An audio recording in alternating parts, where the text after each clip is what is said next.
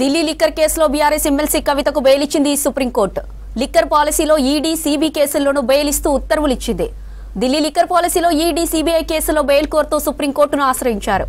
దీనిపై విచారణ చేపట్టిన జస్టిస్ గవాయ్, జస్టిస్ విశ్వనాథన్తో కూడిన ధర్మాసనం ఇవాళ బెయిల్ మంజూరు చేసింది.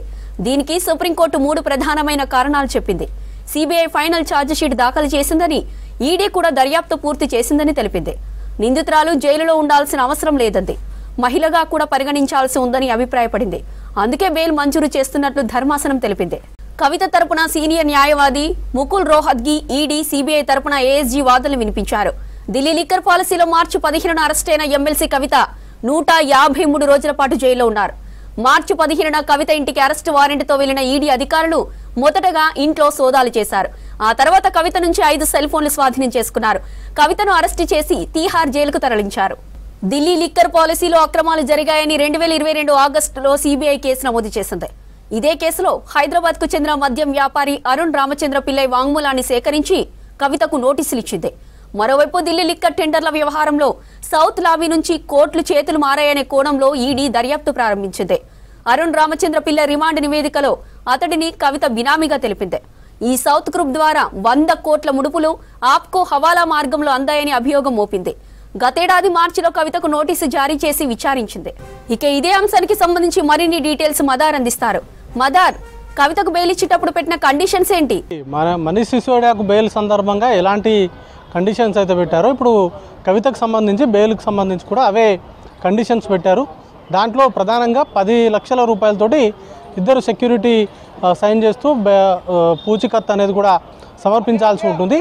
ఆ బెయిల్కి సంబంధించినటువంటి ఆర్డర్ కాపీ రాగానే దాన్ని ట్రయల్ కోర్టులో ఇస్తారు. ట్రయల్ కోర్టులో ఇచ్చిన తర్వాత అక్కడ నుంచి తీహార్ జైలుకి కమ్యూనికేషన్ అనేది కూడా వెళ్తుంది. మిగతా ఫార్మాలిటీస్ అన్నీ కూడా పూర్తి చేసుకొని సాయంత్రం 5 నుంచి 7 గంటల మధ్యలో కవిత బయటకు వచ్చేటువంటి అవకాశం ఉంది. ఇక షరతులకు సంబంధించి కేసు విచారణకు సహకరించాలి అనేది ప్రధానంగా పెట్టినటువంటి షరతు. దాంతోపాటు సాక్షులను బెదిరించొద్దు అనేది మరొక షరతు. ఈ 10 లక్షల రూపాయలు అనేది పూచికత్తు అనేది కూడా సమర్పించడం. ఒకవేళ విదేశాలకు ఏదన్నా వెళ్ళాలనుకుంటే అది ముందస్తుగా అనుమతి తీసుకొని విదేశాలకు వెళ్ళేందుకు అవకాశం అనేది ఉంటుంది.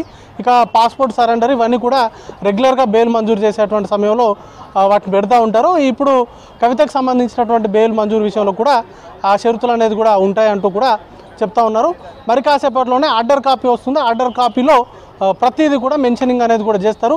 ఏమేమి షరతులు పెట్టారు ఏంటి అనే దానిపైన ఒక పూర్తి స్థాయి స్పష్టత అనేది కూడా వస్తుంది. ప్రస్తుతం కొద్దిసేపటి క్రితమే కవిత తరపు న్యాయవాది మోహిత్రావు మాట్లాడుతూ ఈ కేసుకు సంబంధించి పూర్తిగా హైకోర్టు ఇచ్చినటువంటి తీర్పు, గతంలో ఢిల్లీ హైకోర్టు ఇచ్చినటువంటి తీర్పును సుప్రీంకోర్టు క్వాష్ చేసింది. ఆ సందర్భంగా సుప్రీంకోర్టు గతంలో ఇచ్చినటువంటి తీర్పును కూడా మిస్లీడ్ చేసేలాగా హైకోర్టు తీర్పు అనేది కూడా ఇచ్చింది అనేది ప్రధానంగా చెప్పినటువంటి అంశము. దాంతోపాటు సెక్షన్ 45 ప్రకారము ఆమె దానికి సంబంధించి వర్తించదు అనేది కూడా హైకోర్టు ఇచ్చినటువంటి తీర్పు. దాన్ని కూడా తప్పుపడుతూ సుప్రీంకోర్టు ఈరోజు తీర్పు అనేది కూడా వెలువరించింది. సెక్షన్ 45 ప్రకారము మహిళగా తనకు బెయిల్కు అర్హురాలు, ట్రిపుల్ టెస్ట్ అనేది కూడా పాస్ అవుతుంది. ఎంపీగానో లేకపోతే ఎమ్మెల్యేనో అయినంత మాత్రాన, లేకపోతే విద్యాధికురాలు అయినంత మాత్రాన తను మహిళగా కాకుండా పోదు అనేటువంటి కామెంట్ చేశారు. ఇక కీలకమైనటువంటి వాదనలు జరిగాయి ఈరోజు.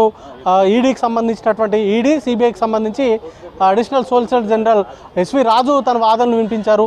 కేసుకు సంబంధించి మొదటి నుండి జరిగినటువంటి పరిణామాలు కావచ్చు, ఆ తర్వాత అప్రూవర్స్ ఇచ్చినటువంటి స్టేట్మెంట్లు, విచారణ సందర్భంగా కవిత సహకరించకపోవడము, ఆ తర్వాత ఆమె ఎవిడెన్స్ను డిస్ట్రాయ్ చేసే విధంగా ప్రయత్నాలు చేశారంటూ కూడా ఆ ఫోన్లను ఆమె దగ్గర నుంచి, ఏవైతే మొదటి రోజు అరెస్ట్ చేసిన రోజు 5 ఫోన్లను ఆమె దగ్గర నుంచి తీసుకున్నారు. ఆ తర్వాత అంతకుముందు ఆమెను విచారించిన సందర్భంలో కూడా సుమారు 11 ఫోన్లు ఆమె కవిత ఈడీకి సంబంధించినటువంటి అధికారులకు ఇచ్చారు. దాన్ని ఎఫ్ఎస్ఎల్ రిపోర్ట్స్ అనేది కూడా ఈరోజు కోర్టుకు సంబంధించి కోర్టు ముందు ఉంచారు. ఆమె ఫార్మాట్ చేసి ఫోన్లను ఇచ్చారు అనేది ప్రధానంగా చేసినటువంటి ఆరోపణ. దాంతోపాటు అరుణ్ రామచంద్ర పిల్లైని బెదిరించారు. దాంతో ఆయన ఇచ్చినటువంటి కన్ఫెషన్ స్టేట్మెంట్ను, తాను కవితకు సంబంధించినటువంటి బినామీనంటూ గతంలో తాను ఇచ్చినటువంటి కన్ఫెషన్ స్టేట్మెంట్ను రీట్రేట్ చేశారు. దాన్ని కవిత ప్రోద్బలంతో దాన్ని వెనక్కి తీసుకున్నారనేటు అంటూ కూడా వాదనలు అనేది కూడా వినిపించినప్పటికీ ఇటు సుప్రీంకోర్టు కీలకమైనటువంటి ప్రశ్నలు ఈరోజు ఎస్విఎన్ రాజు ముందు ఉంచింది. దానిలో ప్రధానంగా అరుణ్ రామచంద్ర పిల్లని ఎవరైతే బెదిరించారో దాని ద్వారానే తను ఇచ్చినటువంటి స్టేట్మెంట్లు వెనక్కి తీసుకున్నారని ఎస్వీఎన్ రాజు చెప్తే దానికి సంబంధించి ఆయన అదే సమయంలో వాటికి సంబంధించి ఈడీ కస్టడీలోనే ఉన్నటువంటి వ్యక్తిని ఎలా బెదిరిస్తారు అనేది ఒక క్వశ్చన్ రేజ్ అనేది కూడా చేసింది.